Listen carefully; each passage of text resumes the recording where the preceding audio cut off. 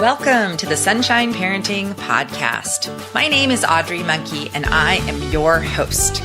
Here at Sunshine Parenting, I share ideas, stories, and tips to help parents and anyone else who works with young people raise competent, kind, optimistic kids.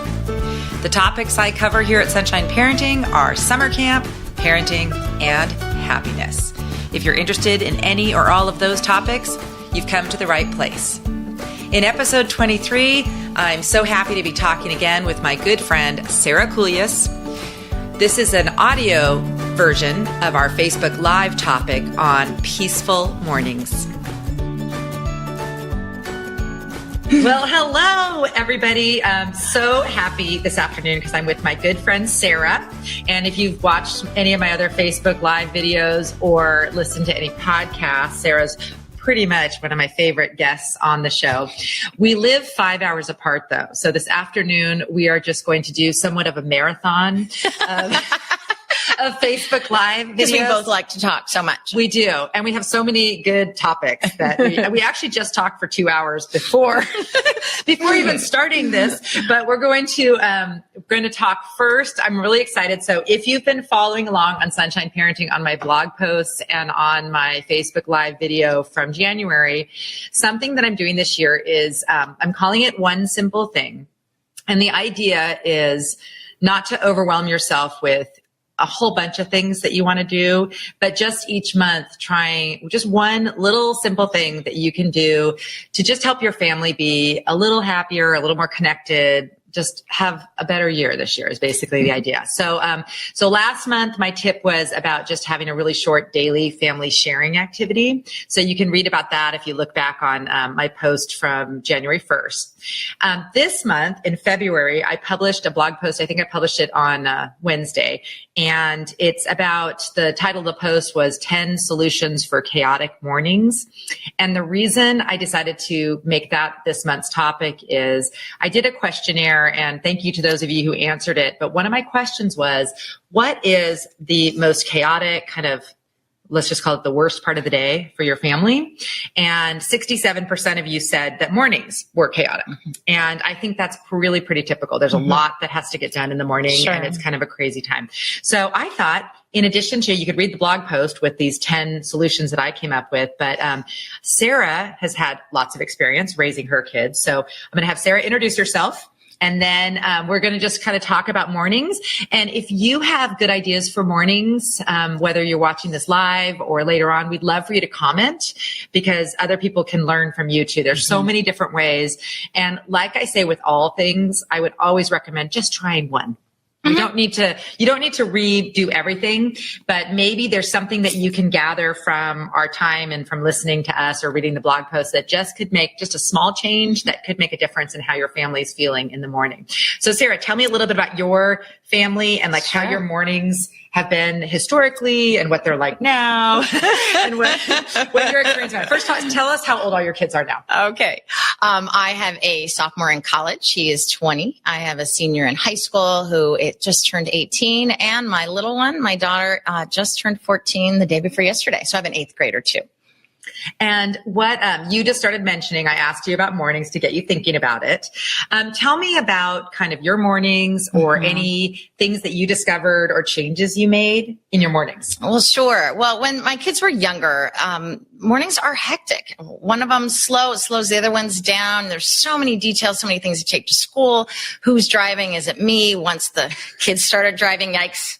All my treasures in that one car driving away from me, that's kind of rattles you a little bit. But over the years, I am proud to say that I have learned from my mistakes. And I think the 3 things that helped make our mornings better and still do now. I still abide by these. The first one is I processed with a friend, why are mornings so hectic? We end up getting in the car, we're barking at each other, drop them off. It's just not how I wanted them to start the day. And we resolved that we would name one thing that made the morning hard. Did one of my kids eat so slowly? Did one of my kids not know what to wear? Did one of my children take too long of a shower? We just picked one thing and brainstormed how to solve that one thing. So for my child who eats so slowly, we just turned his breakfast into a liquid breakfast. A smoothie or a protein shake went down so much quicker than toast and eggs. Oh, right. And that saved 8 to 10 minutes. And that's all we needed. Right. If it was the shower thing, well, shower the night before. I know he likes to shower in the morning because his hair's fluffier, but, but you know what? That doesn't work. So you got to shower the night before. So solving one little problem, and they are fabulous about brainstorming on the solution. So that's what I was wondering. So with your kids, did you ask them, say, hey, we're having this problem. What are your ideas? Yes. And some of them weren't always really helpful, but at least they kind of felt like they were in on it. Now, as teens, they always can solve their own problem. But, at 8 or 9, what's the deal with this? Right. And we kind of came to a resolution. So that was really helpful. The second thing, and I didn't mention this to you yet, was sometimes I needed to let them have a natural consequence. If they're tardy so many times, they actually get to go to detention. And once my oldest son had lunch detention for too many tardies, that just solved the problem. He didn't like lunch detention. But instead of me being the one barking at him and getting him in on time, once he had that one detention, which, didn't ruin his life and didn't go on his permanent record. Okay, but wait, I have a question about that. So what happens when, you have one kid who's making the other ones late? What about did the other kids get tardies too? How does that work? That's a great question. And it kind of depends. Sometimes if both my husband and I were leaving for the office at the same time, I took the early kids and he took the late kids. Okay. Yeah. So, but when you've got one that's making the others late, that's really a challenge. Right. The constant reminding of, did you remember your water bottle? Did you remember your jacket? Letting your kids go to school without their jacket, just 2 days and they freeze. They do not forget their jacket anymore. Right, so sometimes the logical consequence, the natural consequence, solved the problem, and I didn't have to be the one. And then the most recent change I made was about 3 years ago, and the drive to school used to be, now, what about that test? Did you study enough? And what about this? And don't forget to tell your teacher this. And by the time I got my children to school, they were so riled up and anxious because I had grilled them. It's like, good morning. All the way to school. Sometimes my middle son went and said, Mom, can you just say good morning? He said that one Thanksgiving when I woke him up with his list of chores before Thanksgiving dinner. We learned a lot from thank goodness.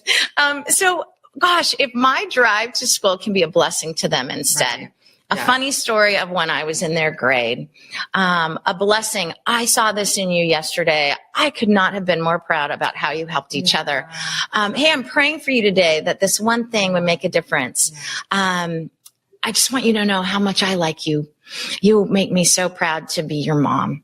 Have a good day. I love you. What a different conversation then. I can't believe you didn't get your laundry done this time. It's been sitting on the living room floor for 3 days.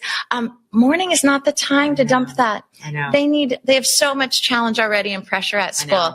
How can I fuel them? Right. And that has been the most recent change and actually a really good one. Oh, so good. We have sweet drives now. Right. So good. Yeah. That was one of my tips I can't remember my exact words, but basically just the worst feeling I think that I remember is just when, the parting words is like the kids slamming the garage door because I don't know, something went wrong or. Yes.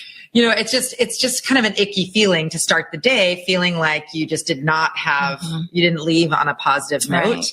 And so that was one of my things, just figure out how to, first of all, the first thing that you make the first thing pleasant. Yes. So for me, I just have right now 2 teenage boys still at home. They're 14 and 16. And I just tell them that, every morning I need a hug. It's not for you. It's for me.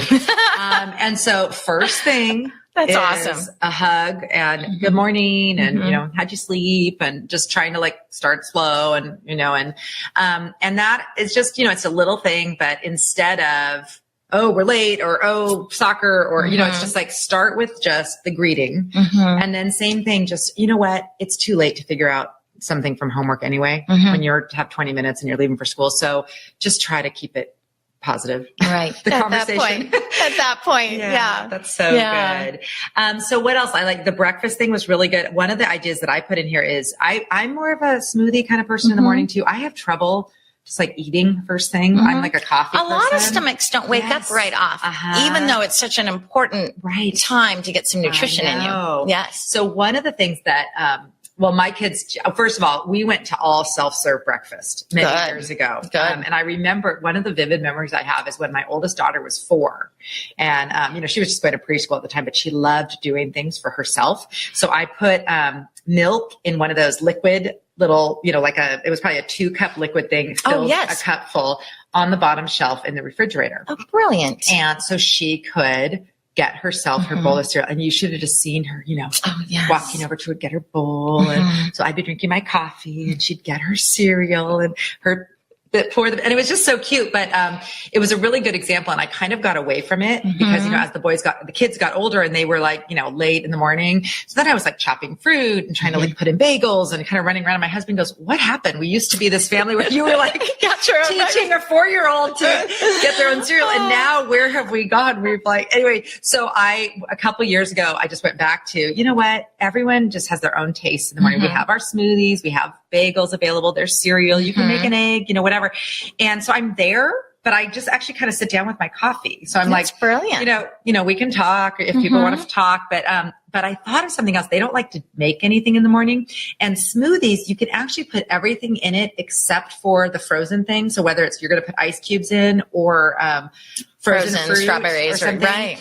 And have the smoothie, have them make their ingredients in their smoothie and stick it in their refrigerator so that in the morning, all they have to do is just throw in the frozen part and make it. And that's another thing. If people are okay with it, I think taking things in the car, it's okay with me. It's kind of gross. Like if the smoothie cup is in there, but for some kids, especially those of them who are not morning people, and if high school or they're getting older and school starting early, I'm also fine with a to-go breakfast. Well, especially if you have a drive. We live about half a mile from school, so we don't have the time. Oh, we have lots of time. But for those of us who drive 15 or 20 minutes, morning the car is a great time to drive, or a great time to eat. And I think that's fine.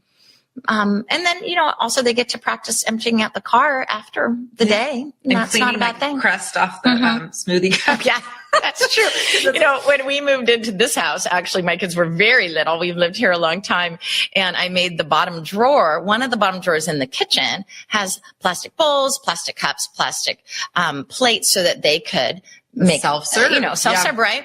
Well, it's been 10 years and that drawer of plastic items is still there. And my 6'5" son still bends down to the bottom drawer to get a cereal bowl and a little cup full of orange juice. Cute. And when I see it, it just cracks me up. But we're not changing the drawer. It's a good habit. He's not doing it himself, so it's fine.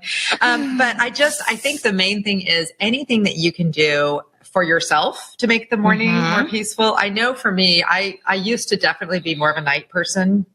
And I've shifted myself, honestly. So I get up earlier because I love having just quiet time in the morning before everyone else is up and just having my coffee so that when my kids do wake up, I'm ready to give them a hug. A peaceful place. Yes. Yeah. So that's been really helpful for me is just starting the day. And it just, as we know with all things with our kids, if we're in a good state of mind, then we help them. So even if the little thing that you do is just kind of get yourself in a more peaceful place, even that could change the whole kind of feeling in the morning. We are the thermostats to the house. We change the temperature, as it were. And sometimes we're acting like the thermometer. We're just telling them it's crazy in here, but we have the power to bring it back down. Oh my gosh. I'd never heard that analogy before or metaphor. I use it with my camp counselors. So good. Yeah. It's really good. And then it makes me, when I always think about my head exploding, it's like a volcano. That's when the thermometer has exploded. Yes, right. But you are a thermostat. Yes. We can be thermostats. Oh my gosh. So just bring it down. Pull it down. So good. So anyway, I hope some of these tips have been helpful. And if your mornings are already peaceful, awesome. Give us tips. Yeah. Share your ideas. If there's something that we didn't cover, like I said, there's a few other ideas in my blog post, but it's always great if you share anything that you've tried that's helped just make your mornings more peaceful, because really also just if we start our day in just a good state of mind and feeling connected and just good, I think it just makes our whole day a lot better. Yes. So you think? Yes. So thank you all for listening to this one simple thing for February. And please let us know how it goes. If you make any little small changes that end up leading to some good things for your family. And thanks for listening. And Sarah and I will definitely be back just momentarily with another topic for you. Okay. Thanks. Bye. Bye. Thank you for joining Sarah and me for this episode of the Sunshine Parenting Podcast. For notes, links, and more information about this topic, visit my website at sunshine-parenting.com and search for episode 23. I hope you learned from listening to Sarah and me that all of us, even those of us who are experts in the realm of parenting, still have struggles, especially in the morning. I'll leave you with the inspiration that I tried to give parents at my talks last week. Take a deep breath. You're doing great at this parenting thing.